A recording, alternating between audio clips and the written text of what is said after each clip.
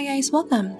In this video, we're diving into all the gameplay activities in the Issgard open world map arriving in the Land of Snowflakes episode update in Ragnarok M Eternal Love and Ragnarok M Classic. We'll cover all the different activities you can do in Issgard to push your character progression forward.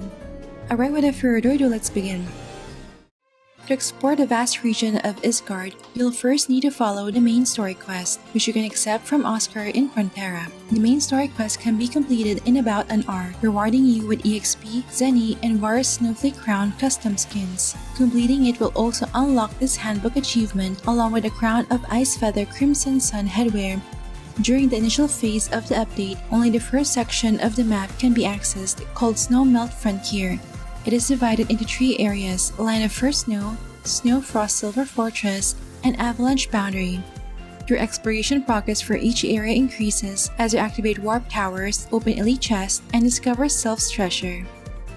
There are 3 warp towers you can activate in the first phase of the Issgard update. To activate the tower, simply tap the interaction button and defeat the monsters that appear. Doing so will remove the surrounding fog wall and reveal the area on your minimap. Each tower you activate rewards a set of Issgard regional materials and 50 Power of Frost, which is used to upgrade your Snowflake Crown. In Eternal Love, you'll also receive an additional 6 Big Dad voucher fees for each tower.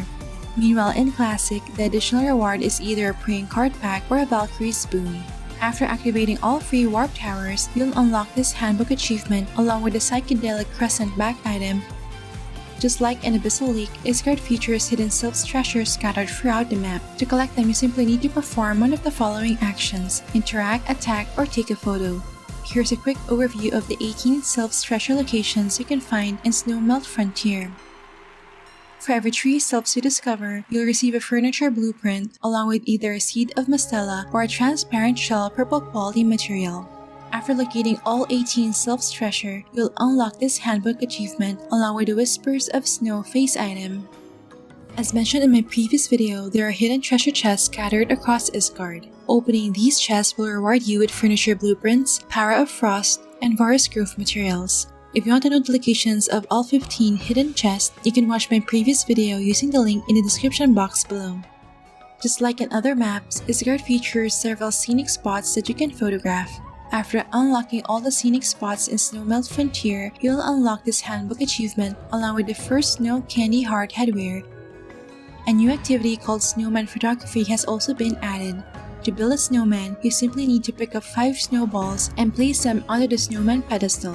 Once completed, the snowman will appear for 10 minutes, and all you need to do is take a photo of it to unlock the corresponding handbook achievement, which rewards a furniture blueprint. Here's a quick overview of the 8 snowman landmarks you can find in Snowmelt Frontier. Just note that aside from the welcoming snowman, only 2 other snowman locations will appear each day at random. Because of this rotation, it will take several days to photograph all 8 snowman landmarks. After taking photos of all 8 snowman landmarks, you'll unlock this achievement along with this furniture blueprint. To access the daily quest, simply talk to Lulu, the captain of the White Eagle Guard, located in the center of Snow Eagle Square. Initially, you'll be given 4 daily quests, but the additional quests will be unlocked as your Snowflake Crown level increases. All 6 daily quests will become available once your crown reaches level 11. Completing each quest manually grants 100 Power of Frost and random Issgard regional materials. If you want to maximize the Power of Frost you earn from daily quests, there are 3 things you should be doing. The first thing you want to do is place furniture inside your Ice Feather's home until you reach home rating level 10. This will increase the Power of Frost you obtain from each quest by 100. Second, you should unlock these 2 new limited mounts. The Jewel Ride 2 from the Snowflake Vault event grants additional 20 Power of Frost, while the Solo Ride 2 from the Snowflake Gift event grants additional 30 Power of Frost. If you don't want to spend real money to get these mounts, you can purchase them from the exchange instead, although the competition for snapping them can be hard. And third, you can dispatch allies to instantly complete daily quests for additional 50 Power of Frost per quest. Allies are unlocked by claiming these badges from Sticky Chewy NPC found in Snow Eagle Square. To claim these badges, you'll need to craft 3, 6, 12, and 15 pieces of furniture obtained from the Varus Issgard gameplay activities. In total, you can unlock up to 6 allies, and each ally can be dispatched once per day.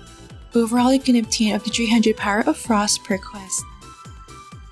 There are 5 monster camps scattered throughout the map where monsters guard an elite chest. To open the elite chest, you need to participate in defeating the monsters within the camp. If a camp has been cleared recently, you'll need to wait for 1 minute for the monsters to respawn. Opening an elite chest for the first time grants 100 power of Frost, Issgard regional materials, growth materials, and Zenny. After the first clear, you can still open elite chests daily to obtain additional Issgard regional materials. To save time, you can unlock the camp sweep function from Sticky Chewy after crafting 9 furniture pieces from the Snowman Order series. Doing camp sweep costs 25,000 Zenny for all 5 camps instantly. In return, you'll receive a total of 100 snake skin, 100 spike shell, 10 coral, and a chance to get hunt proof. When it comes to farming, Issgard faces the same challenge as most open-world maps where monster spawn rates are relatively sparse and slower. Because of this, raw Zenny income is generally lower compared to the usual farming spots such as Moonlight Tendrillions in Classic or the Soul Hunting Grounds in Eternal Love. However, the demand for Issgard regional materials is expected to be high during the early stages of the update. This means your actual Zenny income can still be decent depending on the market price of these materials. If your goal is to quickly upgrade the original attributes of your Snowflake crown, then farming materials is still recommended since the competition for snapping these materials in exchange can be intense, especially during the first few weeks. These are the usual farming spots in Snowmelt Frontier. Kara Pouring drops Coral, the green quality material required for upgrading all 3 regional attributes. You can farm them efficiently in several spots across the map. Inferior Lugan Tribe drops Spike Shell, the white quality material used for upgrading Surging Strength, which is mainly needed by physical damage dealers. You can farm them efficiently in several spots across the map. Lugan Tribe drops Snake Skin, the white quality material used for upgrading Magic Tide, which is mainly needed by magic damage dealers. The last material is generally the hardest to farm, since there are only 2 efficient farming spots available. And lastly, let's talk about boss hunting. The MVP in Issgard, Super Sea Butterfly, is the regular field boss, meaning only the MVP team will receive the rewards from defeating it. It's not listed on the MVP board, but it follows the standard respawn timer like other field MVPs.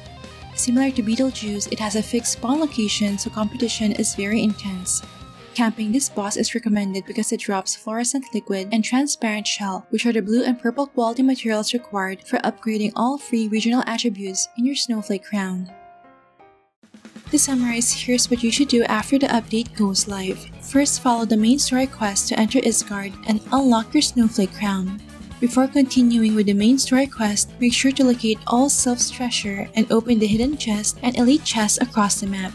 Next, place all the Issgard regional materials you obtain into your shared storage, then craft at least 12 furniture pieces using the Stone of All Things. This way you can save your materials for upgrading your Snowflake crown's regional attributes.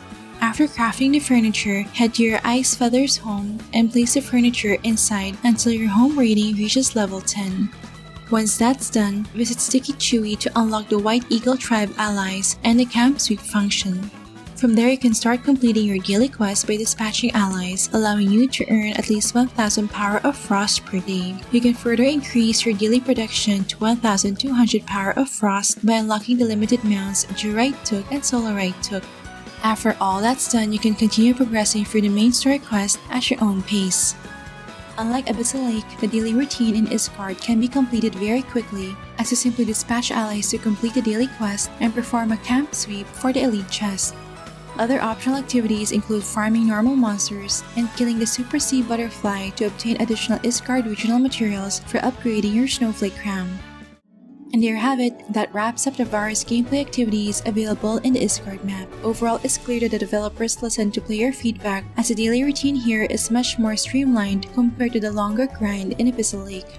I hope you found this guide helpful, and feel free to leave a comment if you have any questions about the gameplay mechanics. And as always, keep in mind that the actual in-game content may vary from what's presented in this video. Alright, that's it for this video guys. Don't forget to like if you enjoyed watching this guide. If you're new here, I would love you to consider subscribing by hitting the subscribe button down below. I would love to have you back. Thank you for watching and see you in our next episode.